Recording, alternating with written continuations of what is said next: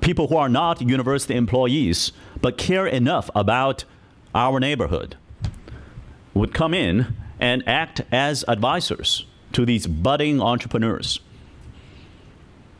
And without a space for them to meet each other, it's going to be very difficult to make that happen. The New York Times had an article right after Christmas holiday that reports on the different versions of entrepreneurship across the country in different universities.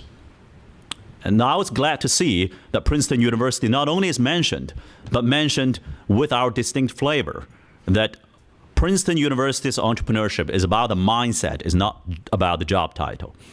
And it's about enriching our liberal arts education through this mindset. It's about translating that mindset's impact into service of the nation, all nations. Now, in that same New York Times article, it also quoted a paragraph from the report, which compared Princeton University with some other peer institutions, the other Ivy Plus universities, in terms of the physical space support. Now, I'm glad to say that since the report was issued and endorsed by university leaders, we are now looking at a totally different set of numbers. If you have not heard it yet, on 34 Chambers Street is what's now the Princeton Entrepreneurial Hub. Now, this used to be, I think, trading floor of a stockbroker company. And then it was for a while a real estate company.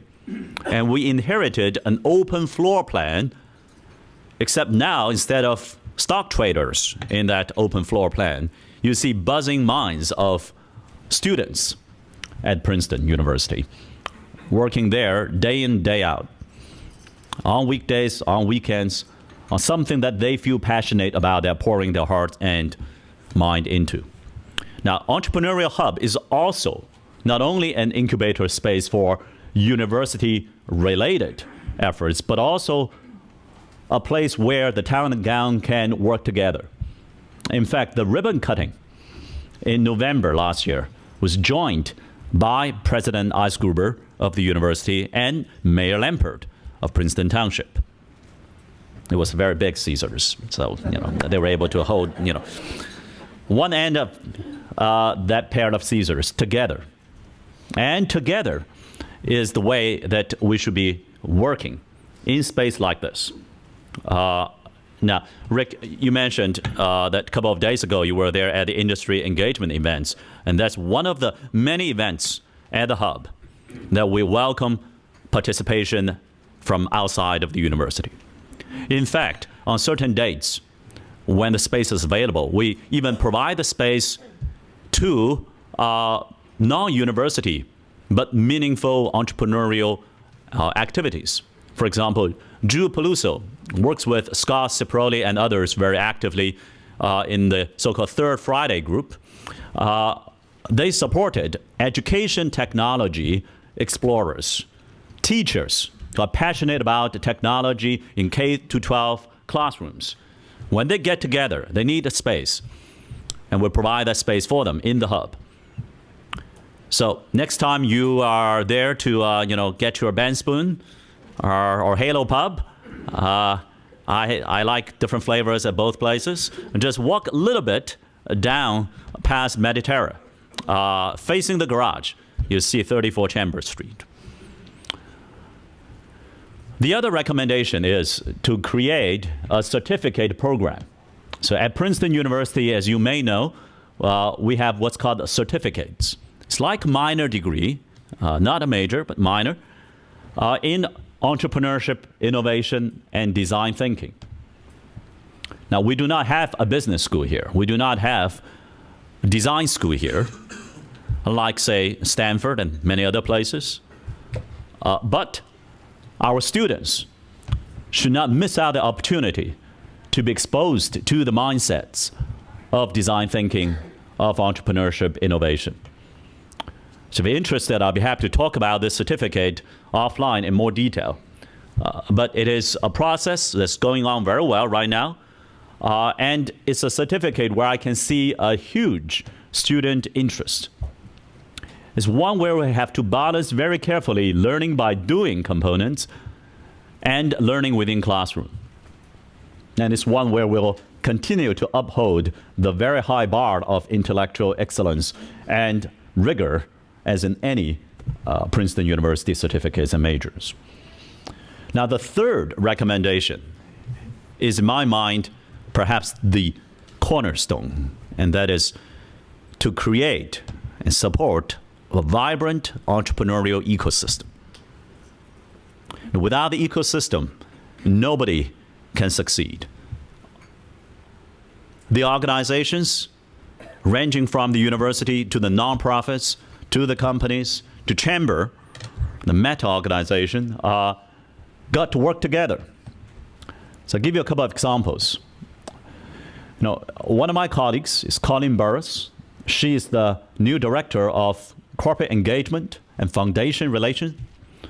And Colleen has been very active, including working with Keller Center for the industry engage events, among others, to engage with many companies, and I think quite a few are listed here, on how the university's activities can partner with programs with these industry partners.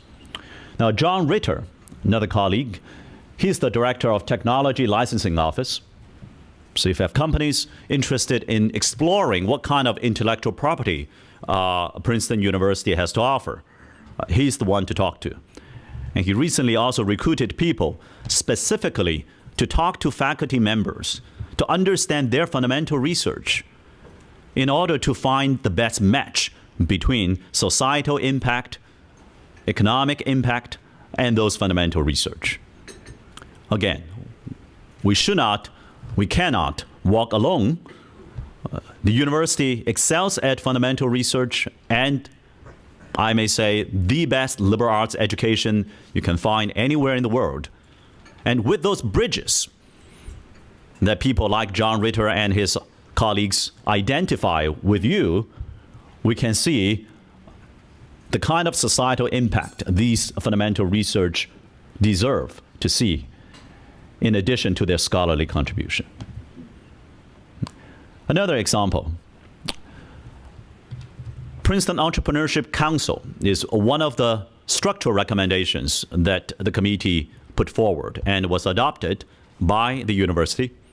Now, this council coordinates a variety of efforts around entrepreneurship, innovation at the university, and engagement with New Jersey, with New York, and global partners.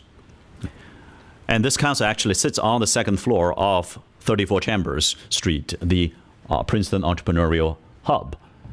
And we recently just started recruiting people, and already a lot of exciting programs coming out of this.